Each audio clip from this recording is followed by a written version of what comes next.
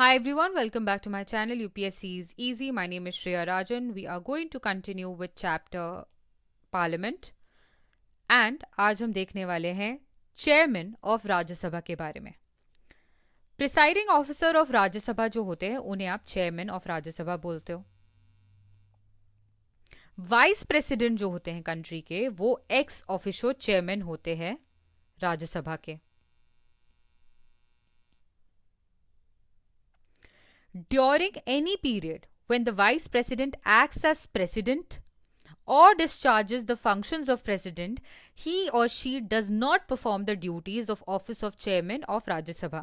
इसका मतलब ये है कि जब भी प्रेसिडेंट जो है वो जब भी वाइस प्रेसिडेंट जो है वो प्रेसिडेंट की तरह एक्ट करते हैं, प्रेसिडेंट की ड्यूटी को डिस्चार्ज कर रहे होते हैं, उस वक्त वो चेयरमैन ऑफ राज्यसभा की ड्यूटीज परफॉर्म नहीं करते. क्या चेयरमैन ऑफ राज्यसभा को रिमूव किया जा सकता है? चेयरमैन ऑफ राज्यसभा को तभी रिमूव किया जा सकता है अगर उन्हें वाइस प्रेसिडेंट की ऑफिस से रिमूव किया जा रहा हो. जैसे कि आप देख चुके हैं कि लोकसभा के जो स्पीकर हैं उनकी क्या पावर्स हैं, उसी तरीके से आपको पता चलेगा कि राज्यसभा के जो चेयरमैन हैं उनकी भी सिमिलर पावर्स होती हैं. हाउएवर यहाँ पे आप देखेंगे कि जो स्पीकर हैं, जो हमने लास्ट लेक्चर में पढ़ा स्पीकर के बारे में, उनके पास दो स्पेशल पावर्स होती हैं. वो डिसाइड करते हैं कि कोई भी बिल जो है वो मनी बिल है या नहीं, और उनका जो ये डिसीजन है वो फाइनल होता है. ऑल्सो जब भी जॉइंट सिटिंग होती है ऑफ बोथ द हाउसेस, उसे कौन प्रिसाइड कर रहा होता है? स्पीकर.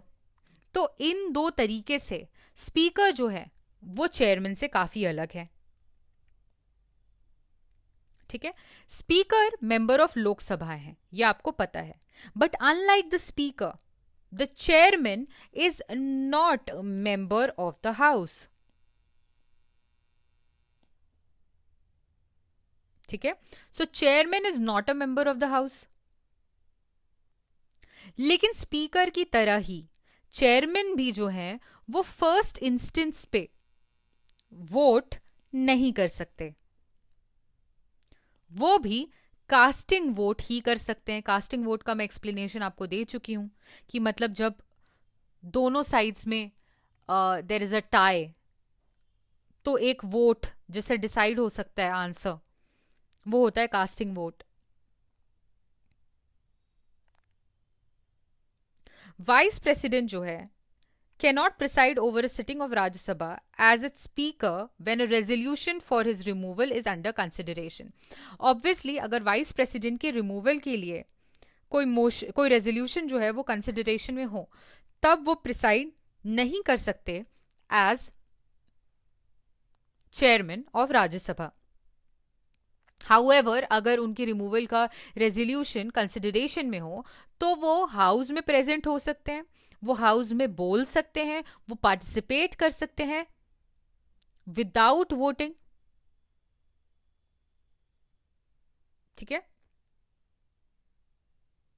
राइट? क्या बोला मैंने आपको बोला कि जब चेयरमैन के रिमूवल का रेजोल्यूशन कंसिडर हो रहा हो तब वो प्रिसाइड नहीं कर सकते ऑफिस पे, प्रिसाइड नहीं कर सकते हाउस में, राज्यसभा में, राइट? बट क्या वो प्रेजेंट हो सकते हैं? Yes. Can he take part in the proceedings? Yes. But he can not vote even at such a time. जब हमने स्पीकर के बारे में पढ़ा था तो हमने ये देखा था कि जब उनके रिमूवल का जो रेजोल्यूशन है वो कंसिडरेशन में हो तब स्पीकर प्रेजेंट भी हो सकते हैं और फर्स्ट इंस्टेंस पे वोट भी कर सकते हैं. बट चेयरमैन यहां पर भी फर्स्ट इंस्टेंस पे वोट नहीं कर सकते. ओके, चेयरमैन की सैलरी भी स्पीकर की सैलरी की तरह ही फिक्स्ड होती है बाय पार्लियामेंट. और ये भी चार्ज कहां होती है? Consolidated fund of India. इसलिए ये भी सब्जेक्ट नहीं होती है to annual voting of the parliament.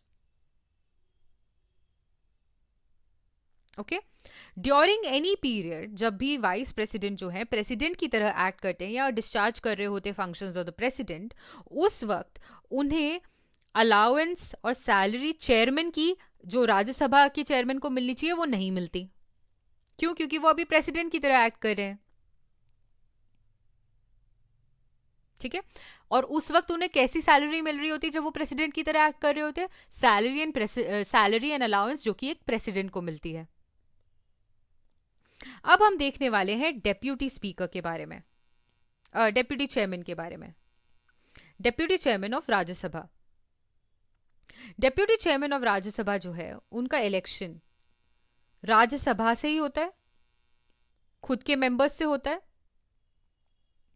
जब भी डेप्यूटी चेयरमैन की जो पोजीशन है वो वेकेंट हो जाती है, राज्यसभा एक और मेंबर को इलेक्ट कर लेते हैं to fill the vacancy. 3 cases में डेप्यूटी स्पीकर जो है वो अपनी पोजीशन को छोड़ सकते हैं। फर्स्ट, अगर वो राज्यसभा के मेंबर अब नहीं है तो उन्हें ऑब्वियसली वो डेप्यूटी चेयरमैन भी नहीं रहेंगे। अगर वो रिजाइन कर देते हैं, किसको रिजाइन करते हैं? To the chairman, resigns by writing to the chairman, तब भी उनकी पोजीशन वेकेंट हो जाएगी। इसके अलावा अगर उन्हें रिमूव किया जाता है बाय रेजोल्यूशन, रिमूवल के लिए इफेक्टिव मेजॉरिटी की रिक्वायरमेंट होती है। और किसकी इफेक्टिव मेजॉरिटी? राज्यसभा की।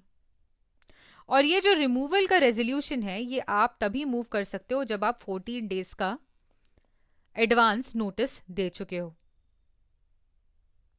डेप्यूटी चेयरमैन का काम क्या है? जब स्पीकर डेप्यूटी चेयरमैन का काम है जब चेयरमैन का ऑफिस वेकेंट हो या वाइस प्रेसिडेंट जो है, यानी कि जो चेयरमैन भी है, जो वाइस प्रेसिडेंट है, वो प्रेसिडेंट की ड्यूटीज को डिस्चार्ज कर रहे हो या एक्ट कर रहे हो एज प्रेसिडेंट, तब डेप्यूटी चेयरमैन जो है वो चेयरमैन की ऑफिस और उनकी ड्यूटीज को संभालते हैं।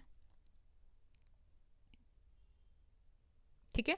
यहां पे आपको समझना पड़ेगा कि जो डेप्यूटी चेयरमैन है he is not subordinate to the chairman, ये डायरेक्टली रिस्पॉन्सिबल है टू द राज्यसभा।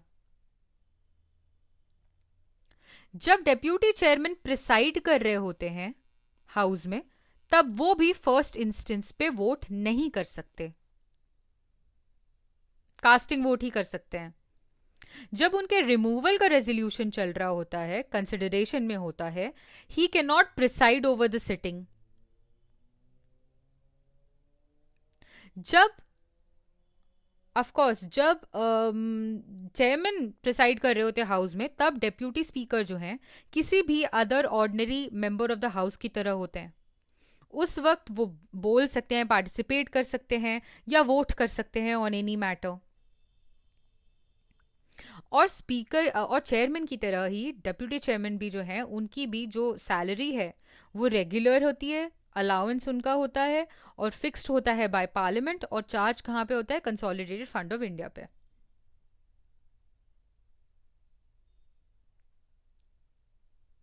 इतना क्लियर है? इसके बाद हम आने वाले हैं panel of chairperson, vice chairperson पे। पैनल ऑफ चेयरपर्सन हमने देखा लोकसभा में होते थे। Panel of vice chairperson of Rajya Sabha, ये किस पे आते हैं? Under the rules of Rajya Sabha. कौन इन्हें अपॉइंट करता है? चेयरमैन इन्हें नॉमिनेट करते हैं। किन में से? मेंबर्स ऑफ राज्यसभा में से। और जब चेयरमैन या डेप्यूटी चेयरमैन एब्सेंट हो, तब इनमें से कोई एक प्रिसाइड कर सकते हैं हाउस को। और जब वो प्रिसाइड कर रहे होते हैं तब उनके पास सेम पावर होती है एज चेयरमैन। कब तक ये होते हैं ऑफिस में? जब तक कि new panel of vice chairperson को नॉमिनेट नहीं किया जाता, तब तक। जब पैनल ऑफ वाइस चेयरपर्सन भी प्रेजेंट नहीं हो, तब चेयरमैन कौन बनेगा वो हाउस डिसाइड करती है। क्या ये panel of vice chairperson preside कर सकते हैं अगर चेयरमैन और वाइस चेयरमैन की पोजीशन वेकेंट हो? आंसर है नहीं, सिर्फ एब्सेंस में कर सकते हैं. If there is a vacancy during such times, president appoint करते हैं हाउस में से किसी को to act as the chairman. ठीक है, प्रेसिडेंट बताएंगे कि कौन अभी चेयरमैन की तरह एक्ट करेगा. और तुरंत ही कुछ दिनों बाद इलेक्शंस हो जाते हैं for the vacant post. That is it for today. We'll complete. देखते हैं अगले लेक्चर में क्या करना है. Till then all the best.